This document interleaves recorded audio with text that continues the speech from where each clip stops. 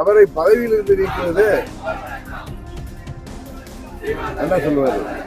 அதான் நான் சொன்னேன், கெடுவான் கேடு நினைப்பான், விநாசகாலை விபரீத புத்தி என்பார்களே, அது போல ஒரு செயல் நடத்திருக்கிறார்கள்.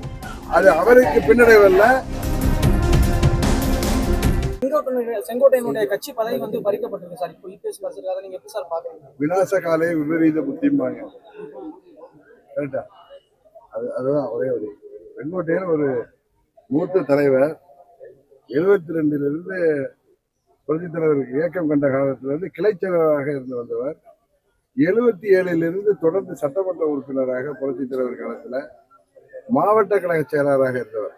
87 புரட்சித் தலைவர் மறைவுக்கு பிறகு அம்மா அவர்கள் தலைமையேற்ற ஜே அணியில அப்பொழுது அமைச்சராக இருந்த அண்ணன் முத்துசாமி அவர்கள் கூட அந்த மாவட்டத்தில் 11 எம்எல்ஏக்கள்ல 4 பேர் தான் போனாங்க.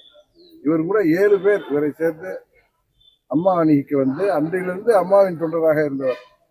எத்தனையோ ஏற்றத்தாழ்வுகளுக்கு பிறகும் அந்த காலகட்டங்களில் எல்லாம் விசுவாசத்தோடு அம்மாவின் தொண்டராக பணியாற்றியவர். அப்படி சிறந்த ஒரு மூத்த நிர்வாகி. அவர் வந்து அவரது கோரிக்கையான அம்மாவின் தொண்டர்கள் அனைவரும் ஒன்றிணைய வேண்டும் என்பது கட்சியை தாண்டி பொதுமக்கள் விரும்புகின்ற கோரிக்கை. அவரை பதவியிலிருந்து நீக்குவது என்ன சொல்லுவாரு? அதான் நான் சொன்னேன், கெடுவான் கேடு நினைப்பான், விநாசகாலை விபரீத புத்தி என்பார்களே, அது போல ஒரு செயல் நடத்திருக்கிறார்கள். அது அவருக்கு பின்னடைவல்ல, அதை செய்தவர்களுக்கு தான் பின்னடைவு என்பதை காலம் உணர்த்தும்.